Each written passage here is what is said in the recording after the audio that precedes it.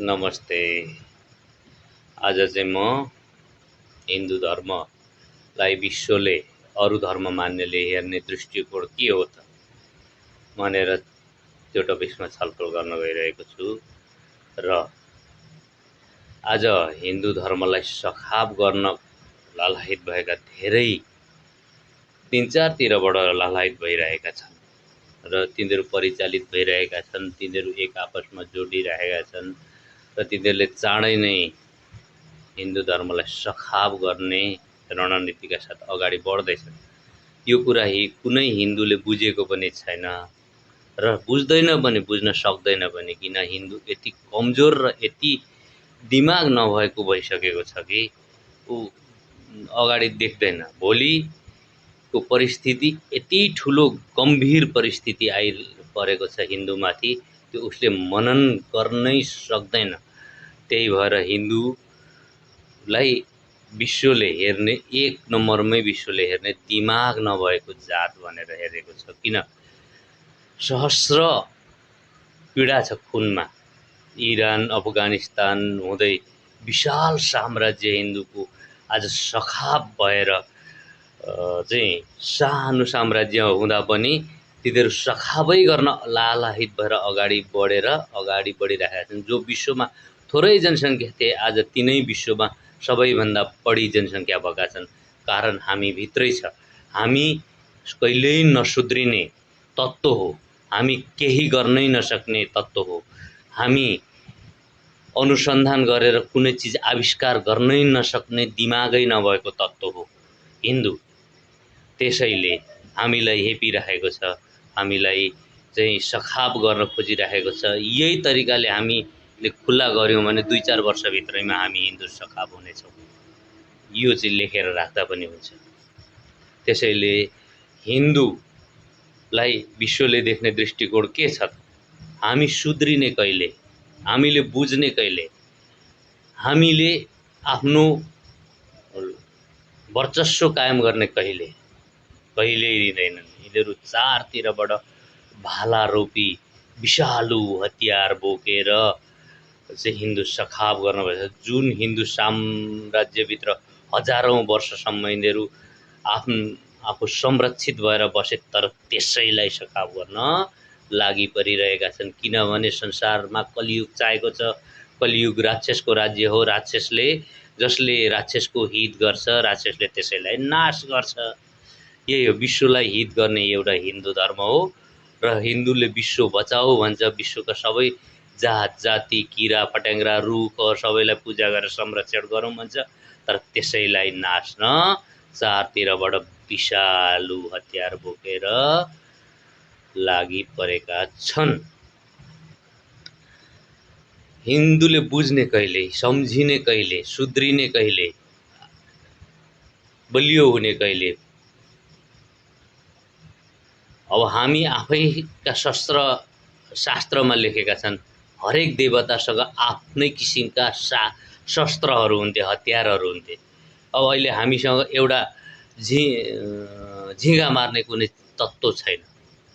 झिँगासँग बच्न सक्ने हामीसँग कुनै उपकरण छैन भने हामी आफैले आफैलाई मारिरहेका छौँ। र भोलि त्यो दिनमा हामीले संरक्षण कसरी गर्न सक्छौँ त? कसैले गर्न सक्दैनौँ। किनभने विश्वले नै, अथवा हाम्रो प्रवृत्तिलाई विश्वले यसरी नियालिराखेको छ कि केही मान्छे, बाहिरको मान्छेहरूसँग, केही अरू धर्म मान्ने मान्छेहरूसँग यो कुराकानी पश्चात मैले उनीहरूले हेर्ने दृष्टिकोणलाई चाहिँ यसरी पाएको छु र यो चाहिँ म हुबहु सर्लक्क प्रस्तुत गर्दछु। विश्वले हिन्दूलाई देख्ने दृष्टिकोण।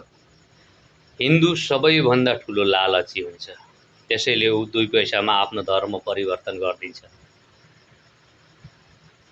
हिन्दू सबैभन्दा ठुलो मूर्ख हुन्छ। त्यसैले ऊ अनुसन्धान, खोज, आविष्कार, उत्पादन केही गर्न सक्दैन। श्रम गर्न पनि सक्दैन। त्यसैले हिन्दू अव्यवस्थित र खर्चालु हुन्छ। अव्यवस्थित बसेको हुन्छ, खर्चालु हुन्छ, उसको व्यवस्थित तरिकाले जीवन हुँदैन।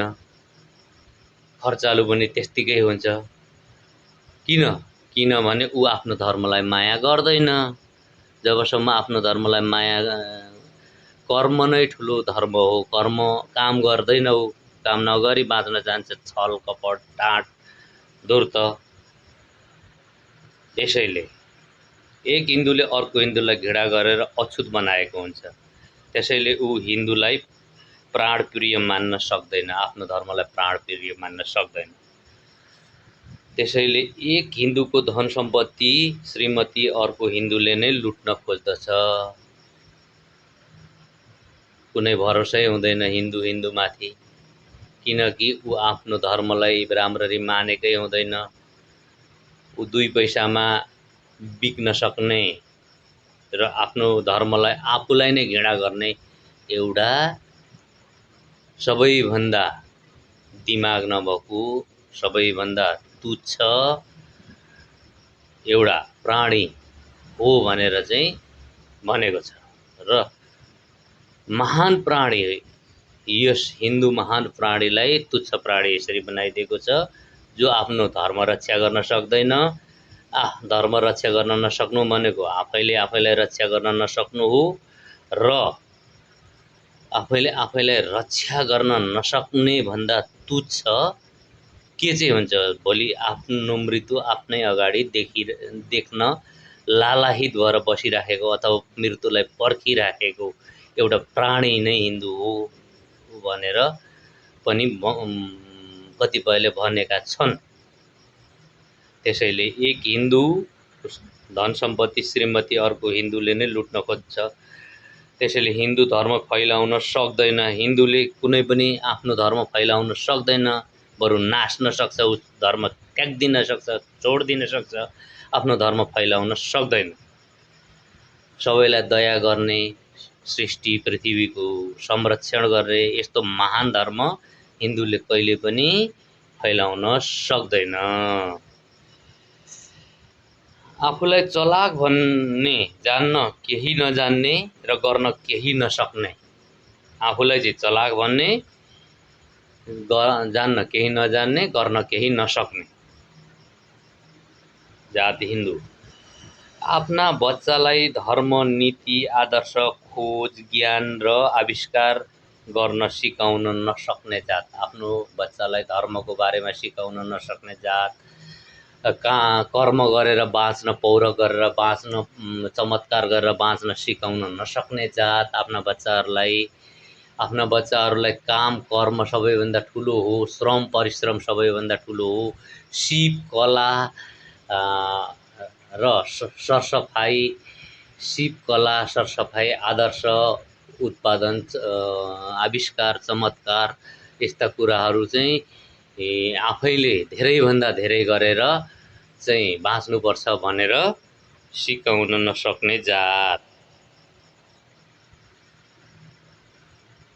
आफू मासिएर जाँदा समेत चिन्ता नहुने जात। सचेतना केही नआउने जात। आफू मासिएर गइराखेको छ हिन्दू थियो कहाँदेखि? अरब कन्ट्रीदेखि नै हिन्दूको सङ्ख्या थियो। मासिँदै नेपाल इन्डियामा एक खुनको कणमा ब्रह्माण्डभन्दा ठुलो दर्द बोके भए पनि त्यसलाई व्यवस्था गर्ने जात। आफै मासिएर जाँदा पनि आफै खुसी हुने जात। आफूलाई आफैले भाला रोपेर खुसी हुने जात। आफ्नो ज्यान आफै मारेर खुसी हुने जात हिन्दू भनेर यहाँ भनेका छन् धेरै मान्छेहरूले। र हामीसँग त्यो चेतना आउँदैन। अब हामी सुध्रिनुपर्छ, एकता हुनुपर्छ, आफूले आफैलाई माया गर्नुपर्छ। भोलि भविष्यमा हाम्रो मृत्यु भनेर आउनेहरूलाई हामीले त्यो मृत्युहरूलाई, ती बाधाहरूलाई चाहिँ छेक्नुपर्छ, हामी बाँच्नुपर्छ, हामी संसारमा फैलिनुपर्छ भनेर आफ्नो धर्म, आफ्नो संस्कारप्रति माया नहुने जात भनेर चाहिँ विश्वले भनेका छन्। ती भावनाहरू कहिले बुझ्ने, कहिले भोग्ने हामी त सजग हुनु आवश्यक छ। यति पीडा छ हाम्रो रगतभित्र, एउटा रगतको कणमा ब्रह्माण्डभन्दा ठुलो पीडा छ। किन? हिन्दू कहाँदेखि थिए र कहाँ ती सबै कसरी सखाप भए र ती सबै हाम्रै पिता पुर्खाहरू कसरी सखाप भए, कसरी सखाप पारिए? अझै चेतना छैन हामीसँग। हामीलाई त सखाबै गरेर छोड्छन्, किनभने कसैलाई हाम्रो धर्मप्रति माया पनि छैन।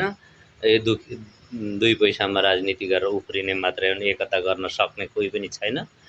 त्यसैले अब अर्को के छ त भन्दा, आफू मासिएर जाँदा समेत चिन्ता चेतना केही नआउने जात। हिन्दू सबैभन्दा अल्छी र स्वादे हुन्छ। हिन्दू सबैभन्दा सिप नभएको र सफाइ नभएको हुन्छ। हिन्दू केही गर्नै नसक्ने जात हो। हिन्दू कमजोर जात हो। हिन्दू आफू सखाप हुँदा पनि टुलु हेरेर बस्ने जात हो। हिन्दू आफ्नै हिन्दूलाई घृणा गर्ने नीच प्रवृत्ति भएको जात हो भनेर संसारले चिनिएकै जात हो। हिन्दू बिल्कुल ज्ञान चेतना नभएको जात हो। हिन्दू दूरदृष्टि नभएको जात हो। भोलि हामीलाई यति पीडा हुन्छ, हामी यसरी सचेतना हुनुपर्छ भनेर दूरदृष्टि नभएको जात भनेर विश्वले हिन्दूलाई चिन्दछ।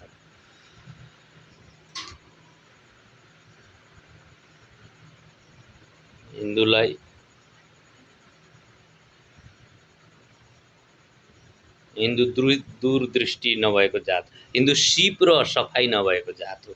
हिन्दू कला नभएको जात हो। हिन्दू चमत्कार नभएको जात हो। हिन्दू आफूले आफूलाई मार्ने जात हो। हिन्दू अरूलाई तुच्छ देख्ने तर आफै तुच्छता भएको जात हो। हिन्दू मासिने जात हो, फैलिन नसक्ने जात हो। हिन्दू मासिने जात हो, फैलिन नसक्ने जात हो। सबसे घटिया छोरी मान्छे भएको जात हो। हिन्दूका छोरी मान्छेले आफ्ना श्रीमान र आफ्नो धर्मलाई थोरै लालचको भरमा सजिलै छोड्न सक्दछन्। त्यस्तो जात हो हिन्दू। हिन्दू जात कहिल्यै नसिक्ने र कहिल्यै नबुझ्ने तत्त्व हो। हिन्दूका छोरी मान्छेहरूले चाहिँ के गर्छन्, आफ्नो धर्मलाई अँगाल्न सक्दैनन्। उनीहरूलाई थोरै लालच, थोरै भयो भने उनीहरूले आफ्नो धर्म पनि छोडिदिन्छन्, आफ्नो श्रीमानलाई पनि सजिलै छोड्न सक्ने तत्त्वहरू। हिन्दू जात कहिल्यै नसिक्ने, सिक्दैन कहिले, ऊ आफै बाठो हुन्छ र जान्न पनि केही गर्न पनि सक्दैन, जान्न पनि केही जान्दैन, बाठो चाहिँ हुन्छ, अति नै बाठो हुने, नसिक्ने र कहिल्यै नबुझ्ने तत्त्व हो, बुझ्दैन पनि ऊ। भोलि भविष्यमा हिन्दू धर्मलाई के हुँदैछ, हिन्दूमाथि कस्तो अन्याय अत्याचार हुँदैछ त्यो पनि बुझ्न नसक्ने जात हो। हिन्दू कहिल्यै एकता नहुने, विघटन मात्रै भएर जाने सकिने तत्त्व हो। हिन्दू एकता कहिल्यै हुन सक्दैन, विघटन भएर चाहिँ सकिएर जाने तत्त्व हो भनेर चाहिँ यहाँ कतिपय मान्छेहरूले भनेको पोइन्ट मैले यहाँ टिपेको छु।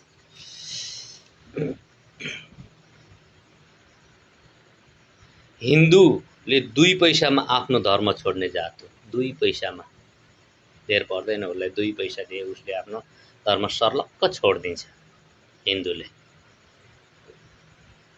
हिन्दूभित्र दैत्य जन्मेका छन्। यदि देवता भए त शस्त्र शास्त्र दुवै साथमा हुने थिए।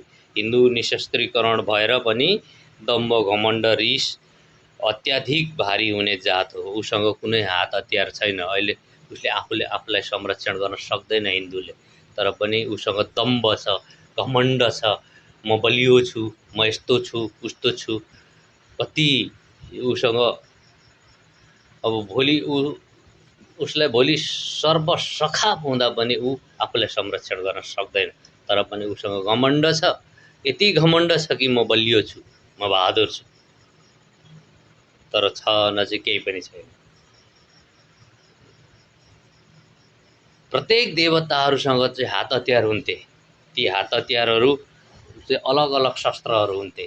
ती देवताहरूको कथा कहानी गर्ने, पढ्ने, बुझ्ने जात हो, तर त्यही तत्त्व खोजेर बनाउन नसक्ने, प्रत्येकसँग आफ्नो किसिमको हतियारहरू राख्न नसक्ने, शस्त्रहरू राख्न नसक्ने, शास्त्रहरू यति फरक छ कि हिन्दू धर्म अनेकन किसिमका शास्त्रहरू जोडेर, अनेकन किसिमका ज्ञान विज्ञानहरूलाई जोडेर चाहिँ हिन्दू धर्मलाई चाहिँ व्यापक पनि बनाउन सकिन्छ, आफ्नै किसिमको दृष्टिकोण पनि दिन सकिन्छ। आज हिन्दू धर्मभित्र विभिन्न किसिमका हाँगा बिगाहरू फैलिरहेका छन्। तर तिनीहरूले पनि कुनै खोज अनुसन्धान गरेका छैनन् र खोज अनुसन्धान गर्न नसक्ने तत्त्व नै हिन्दू अथवा हिन्दू धर्मलाई चाहिँ यहाँ अरू विश्वहरूको मान्छेहरूले भनिराखेका छन्।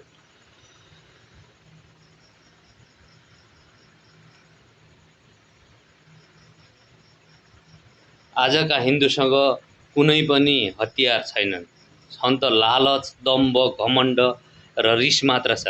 त्यसैले तिनीहरू दैत्य हुन् र केही पनि गर्न सक्दैन।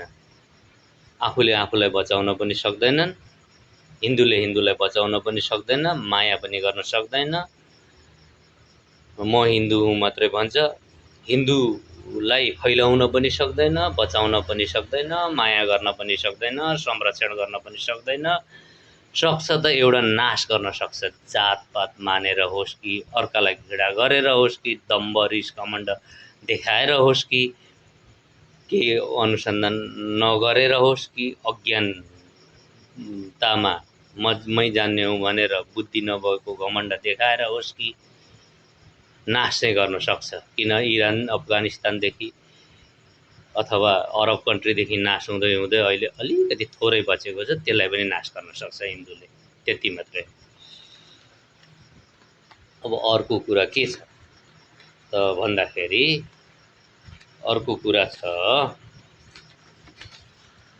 हिन्दू अति लालची हुन्छ, अति दम्भी हुन्छ, घमण्डी हुन्छ, दुई पैसामा आफ्नो धर्म छोडिदिन्छ, आफ्नो भाइलाई घृणा गर्छ, आफ्नो भाइलाई शूद्र बनाउँछ, के गर्छ घृणा गर्छ, तर त्यो भाइभन्दा पनि तल्लो स्तरको धर्ममा ऊ सजिलै प्रवेश गरिदिन्छ।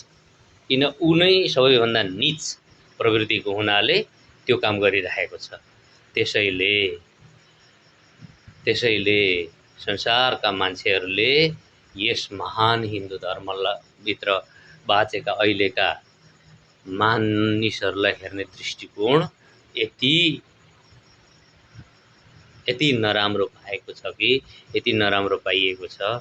तिनीहरूले कहिले बुझ्न नसक्ने जात, केही गर्नै नसक्ने जात, केही खोज्नै नसक्ने जात, केही आविष्कारै गर्न नसक्ने, केही अनुसन्धानै गर्न नसक्ने, दूरदृष्टि पनि नभएको, सतही दृष्टि भएको,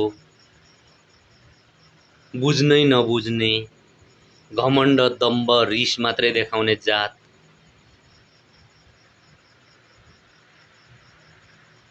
मानेर भनेको छ। पहिलाका ऋषिमुनिहरूले, हाम्रै देवताहरूले प्रत्येक देवतासँग आफ्नै शस्त्र, आफ्नै शास्त्र, आफ्नै नीति नियम थियो, पूज्य थिए, शक्तिशाली थिए, धर्मको रक्षा गर्न सक्दथे, पृथ्वीको रक्षा गर्न सक्दथे, ब्रह्माण्डको रक्षा गर्न सक्दथे। हिन्दू भनेको ब्रह्माण्डको रक्षाको लागि जन्मिएको हो, तर ऊ अहिले न उसँग आविष्कार छ, न कुनै ऊ छ। ब्रह्माण्डलाई बचाउनु त होइन, आफैलाई बचाउन पनि सक्दैन। त्यही भएर विश्वले हेर्ने दृष्टिकोणमा हामी कहिले सुध्रिने, हामी एकता कहिले हुने, विश्वले देखेको घटिया नजरलाई हामीबाट हामी कहिले महान बन्ने, कहिले हामीले आविष्कार गरेर चमत्कार गरेर विश्वलाई चाहिँ ब्रह्माण्डलाई रक्षा गरेर सबैको रक्षा गर्न सक्ने अवस्था हामी कहिले सृजित हुने? कहिले पनि होइन। तीहरू त ब्रह्माण्ड नाश गर्न जन्मिएका छन्। तिनीहरूले अर्को धर्मको मान्छेलाई, अर्को संस्कारको मान्छेलाई जिउँदा खान्छन्, मार्दै खान्छन्। तर तिनीहरूसँग दया कहिल्यै हुँदैन। तिनीहरूले जहिले पनि यो विश्व ब्रह्माण्ड रक्षा गर्ने हिन्दूलाई नै सखाप गर्न खोजिरहेका हुन्छन् र तिनीहरूसँग दया हुँदैन। तिनीहरू कलियुगका राक्षस हुन् र ती राक्षस फैलिरहेका छन्, बढिरहेका छन्। र यही अवस्था हो भने हिन्दू 2-4 वर्षमै सबै सखाप भएर गएर सबै राक्षसमा परिवर्तन हुनेछ र पृथ्वी राक्षसको हातमा पर्नेछ। कहिले कसलाई बम फोरेर, कहिले कसलाई के गरेर पृथ्वी ब्रह्माण्ड सबै धुल पिठान बनाएर नहाँसेर यिनीहरूले सबै सखाव गर्नेछन् र यो यहाँका धेरै जीव जीवात्माहरू पनि सखाव हुनेछन्। धेरैलाई नदी नालाहरू पनि सखाव हुनेछन् र हाम्रो सर्वस्व सखाव हुनेछ, ब्रह्माण्ड सखाव हुनेछ र हिन्दू कहिल्यै जाग्दैन र हिन्दू नभइकन दया मनमा दया माया करुणा नभइकन चाहिँ विश्व ब्रह्माण्डलाई रक्षा पनि कसैले गर्न सक्दैन। ओम नमः शिवाय। सबैको जय होस्।